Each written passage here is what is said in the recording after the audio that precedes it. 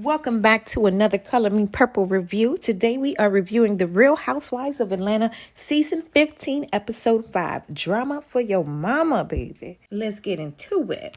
Y'all, enough is enough with this recap of Drew's performance. Y'all already know how I feel about that, okay? They continue with the recap of Kandi sort of being in her feelings about Mama Joy wanting her a man, y'all. Age ain't nothing but a number. Mama still wants some pool time. Kandi gonna have to get with it. Mama wants some attention, let her have it. Now, I cannot support Mama Joy's frustration with Todd and all this sort of bashing him and what he's doing for Kandi, because if Kandi is with it, honey, and as long as they've been together, the children that they have had, he's doing something right for her. Okay, she's sticking by her man, Joy. So, Joy, I'm gonna need you to join baby girl on that side. Y'all know Kandi gonna shed some tears about her man, boo, and she was left at the brink of tears at the end of last episode. You guys, if you remember where we left off last episode, Kenya had invited the ladies to Magic City Classic football game where she is supposedly going to be getting on the field for a Kenya Moore hair care performance, y'all. Performance. We gonna have to see what that looked like. Kenya was up to her regular shenanigans, leaving these girls at the damn hotel if he was running a few minutes late, and ended up getting kicked out of the pre-event with her team, y'all. They were not having all the attention that the ladies were getting at the event. The university officials said, I'm gonna need y'all to bounce. The ladies were dressed for the Met Gala, honey, at a university event where everybody came out with some jeans and a blazer, girl. Nonetheless, you heard me correctly. Kenya and her people were asked to leave the event. Child, they get back to the hotel, and Kenya, who has retreated to her room where her baby girl is bombarded with these ladies banging on her door. And at the end of last episode, they showed us that there was going to be some type of showdown. Now, why were the ladies kicking and banging on any type of door like that? I don't know, because I think somebody put their foot to the damn door and was banging in, honey. So it was a little aggressive. So if Kenya is about to pop off, honey, I kind of might support that a little bit. Marlo yells, get your ass out here and put Brooklyn in another room. And you know Kenya came back with her fighting words, fuck y'all hoes. Now she said something in regards to that, y'all. Child, and Marlo talking about, who the fuck are you? Come out here with your broke ass. And Kenya said she's about to call the police. You know, leave it up to Sheree to try to pacify the situation, baby.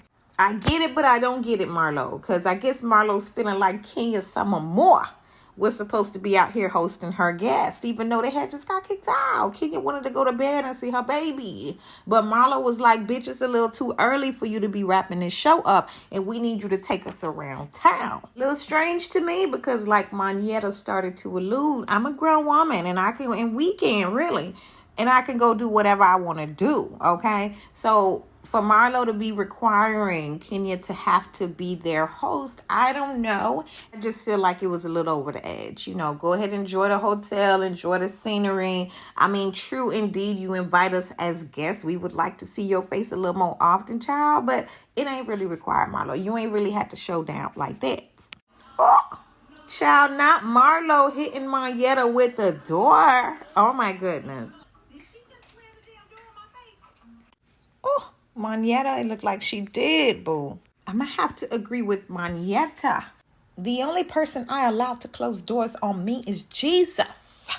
Monietta said, girl, do you want to go back to jail? Says she's just ghetto and tacky. Child, Marlo is outside of the door just worrying about where is her food. Has my food yet arrived? So the ladies called Kenya to let her know what's going down, y'all. And Kenya's like, Brooklyn is here sleeping. Kenya says she's upset with Sheree and Monietta because they were watching Marlo bang the door down.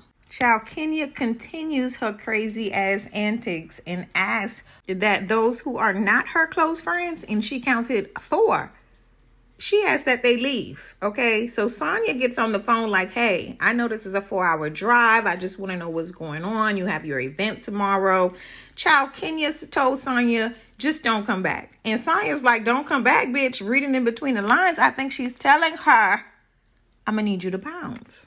If you guys remember Sonya's trip to Jamaica, Kenya was way worse in the expectations that she had for Sonia as a host, okay? She was expecting Sonia to be checking on them while she was away at her work duties, honey. So for Kenya to be acting like this now, I get it that the ladies did a little too much, honey, but to dismiss your guest like this, baby, you wouldn't catch me at another event. No, Granted, it is Kenya Moore. You know, some people, especially when most of your life is about networking, baby, I might have to show up to your little birthday party or whatever. So, y'all, Sonia calls Marlo and lets her know that Kenya asked her to leave. So Marlo's like, you are a rude, selfish motherfucker. Seek help, rude bitch. Her words, not mine, y'all. She texted that to Kenya and said that she was going to post it on social media, baby. All the while, Monyetta is still steaming over there with Sheree, who is still on the phone with Kenya. So I'm sure she can hear all the pitter-patter going on in the arena. And Monyetta referring to Marlo's like, baby, I ain't a killer, but don't push me. Basically saying she was going to call Pookie them to come handle some business. I don't condone violence, y'all, but I'm just letting y'all know what they was talking about. Starting to come down to the fact that although Kenya had this trip planned out where she wanted it to be a surprise for the ladies about her performance at the game, that issue of her hiding that detail is actually what's causing all of this frustration, because the girls want to know, baby, why are we here? Why are we at a university full of college students at this game? Like, what is the purpose? I'm sure these girls would rather be at somebody's bar and eating some good food. Child Sonia come out packed and ready to go, and she gets on the phone with Kenya trying to let her know, you know, I feel like for the people who are here that care about you, child boo. Kenya was like, who is this? Who's speaking? And Sonia like, so now you don't know my voice? Bitch, Sonia picked up and left, okay?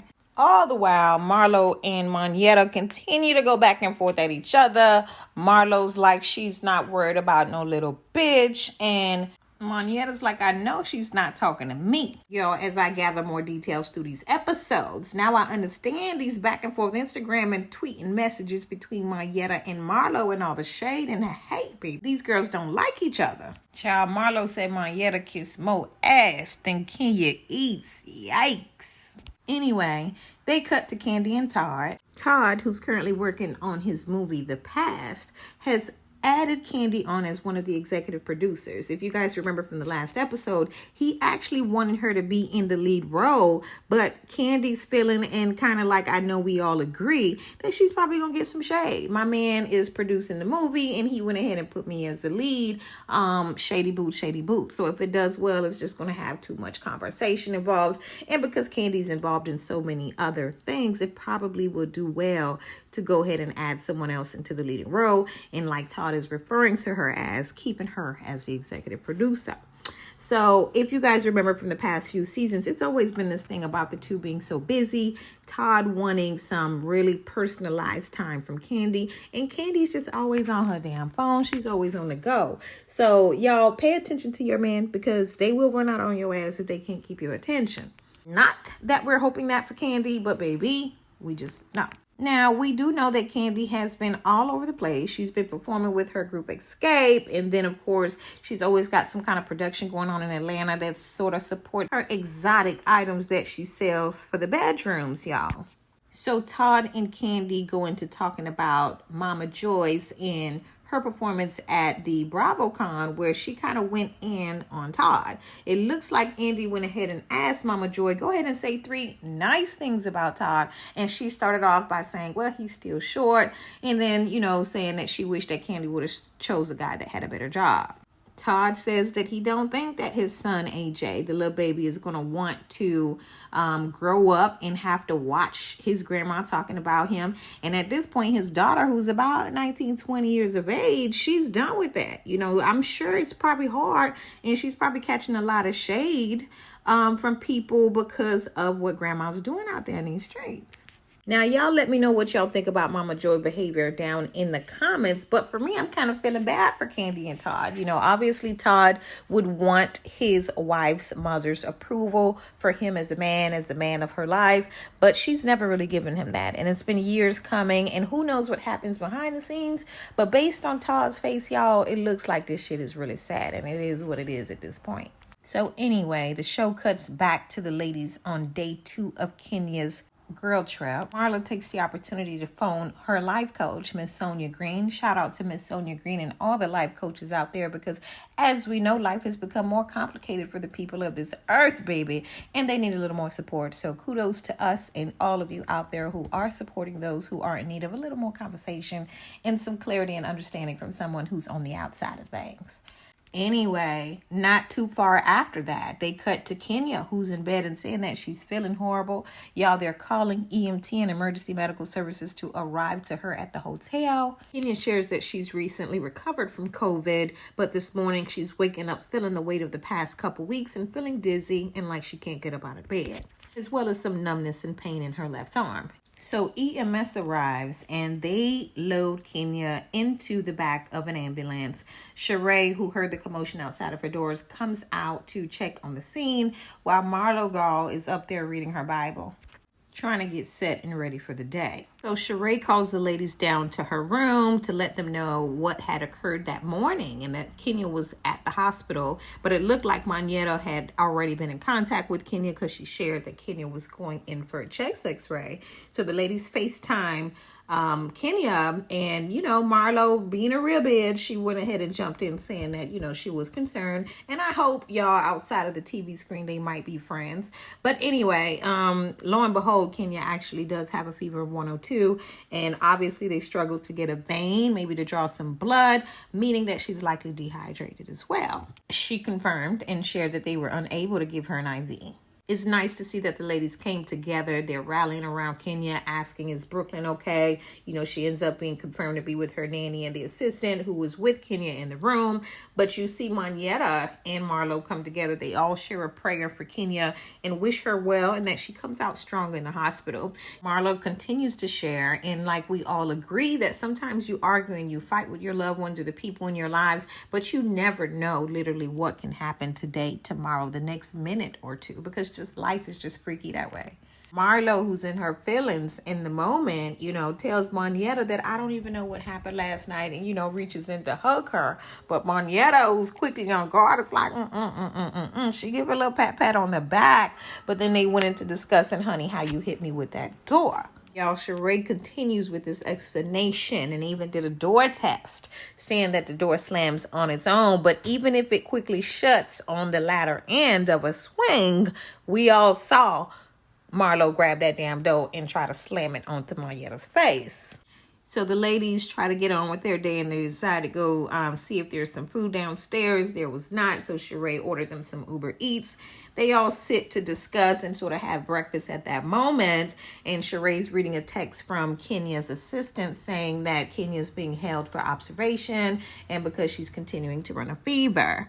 At the same time, Marlo's like, oh, I called to see if I could send some flowers, baby, but they told me that she was already discharged. They discharged her in 30.4 seconds per Marlo.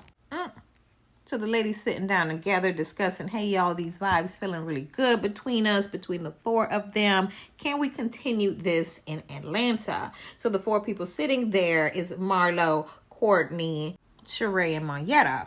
Their participation in going to that university event, of course, has been canceled because Kenya's supposedly lined up in the hospital. Courtney, y'all, I know I've been calling her Candace, but let's get it together. So Courtney turns around to Sheree and she's like, so are you going to meet with my cousin Drew? And if you guys remember from the prior episode, Sheree called Drew a ditzy bitch, while Drew went ahead and alluded to, bitch, you need to focus on she by Sheree, or let's call it she not done. So they cut to a few clips showing Marlo letting Courtney know that she need to tread lightly about being in people business. And yes, I agree. Not too long after, y'all, the ladies pack up, and 2 seconds after they hugging it out and saying, hey, let's continue this lovey-dovey-dovey in Atlanta, Marlo, before Monietta makes it outside, she lets the two ladies know, I don't know that Monietta gonna make it when she's hanging around the crew, purely because she just don't see it. She don't see it happening between the two of them. But anyway, kudos to Candy, who was recognized for the Power 100 by Ebony Magazine. She looked amazing with a pullback ponytail in this luscious red dress.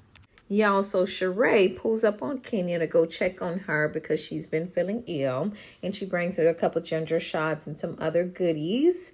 Child, Kenya says she felt bad about missing the performance at the university and that she's always dreamed about going to an HBCU. But boo, tell me how y'all feel in the comments, because I kind of feel like Kenya did a quick 1-2 to avoid that performance. Especially if it's confirmed that Marlo was correct that they let her go on 30 seconds, baby. Did you drink some hot coffee when they came and checked that temperature?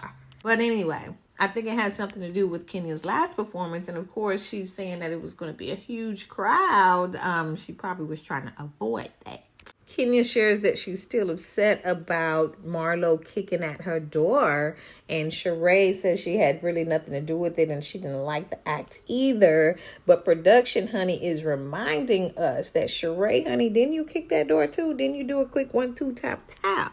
Sheree shares that she's struggling with some fibroids and that although it's recommended that she has some surgery, she is trying to figure this out the holistic way. She's got a friend that tried some natural processes for 3 months, and she's trying to go ahead and do that and see if that'll save her the journey. Especially with the fact that she's saying that they're letting her know that she can't have sex for 6 weeks. Honey, dating Martell Holt at the time. I see a lot of y'all don't favor Martell, honey. And I can't say that he's exactly my type, but I can say he is fine. I can see how somebody out there thinks that he's fine, baby. A woman's got to do what a woman's got to do. And apparently, honey, she wants to stay available for that D. Sheree jokes that she could be pregnant. Hunty, what I took that as is confirmation that she is living in Pound Town at the moment. You can find me in Pound Town, somewhere getting dick down. Oh, right. Anyway, y'all, they cut to Candy and Mama Joyce. They're sitting in Candy's living room. Candy was so sweet to get up and get her mom some water instead of sending an assistant to do so. Y'all, take care and love on your parents while you have the chance to do so. I resonate with Manietta, who said she recently lost her mother. You don't get over that too easily. So take care of them while you have them. Love on them while they're still here. Give them their flowers. Candy, who has been with Todd for 9 years, y'all, shared that after BravoCon, her and her mama were not talking. You guys have seen that Mama Joyce have made all kind of comments about Todd, him being short, him not making enough money for her. And y'all, in this conversation, she says that he is at the moment George Jefferson, that she kind of adjusted to him in the beginning, but at the moment she kind of is just not vibing with him. And y'all, we know Candy get emotional pretty easily sometimes, but this one was going to trigger her because she's already like, you know, the kids are going to grow up. They don't want to see you dogging their daddy. And this is my man. He's been my man for a long time. It's about time that you catch up with that, mom. And you know she love her mama too. So it's not like she trying to jump down her throat, but I can see her maybe giving her some space and not talking to her if these things continue. Candy tells her mom that they need to figure out how to get on one accord, and she needs her to mind her business a little more. Worry about getting you a man before you worry about mine. They share a quick handshake, agreeing to try to mend the relationship and even considering to go to family counseling. Y'all, we cut to the Vita Float Lounge. Kenya has invited Sheree and Drew to get some IV therapy. I'm surprised that Drew is surprised that Sheree wasn't all lovey-dovey when she arrived, because she know they were fighting the last time they saw each other. I don't know if you guys remember that Drew was saying that Sheree did not pay her hairstylist for some fees that were owed, honey, and Sheree did not take that too kindly. Apparently, Drew has since called Sheree and made some apologies, so the ladies were able to continue their conversation. Sheree did share that she ain't really too keen on the apology portion, and it really isn't about the timeline, and it's not about the fact that she apologized after a conversation where she was kind of dragging her name, but it's really about the content of those conversations. Drew shared with the ladies the details of her confrontation with Marlo when they were just so stuck on the shooting that happened at Candy's restaurant.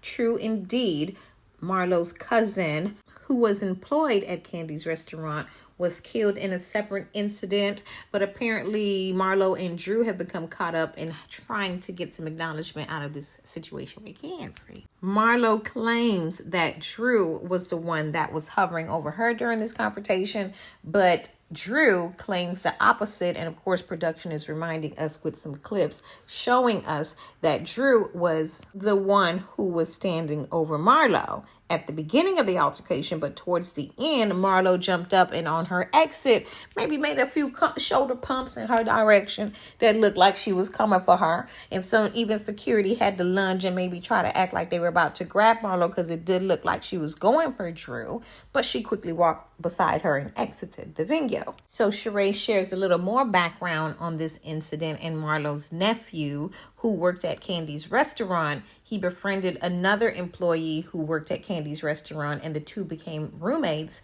That roommate ended up killing Marlo's nephew.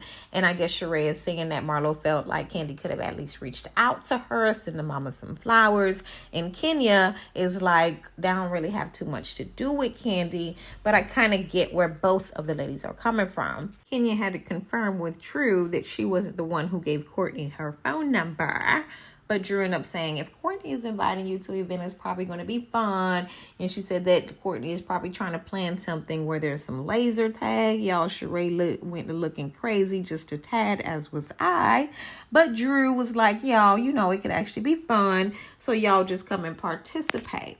Child, apparently she said it's some team building activities. Sheree shares with Drew that 3 days ago when they were in Alabama, they came up with a pact that they were going to continue the good energy that they had left with in Atlanta.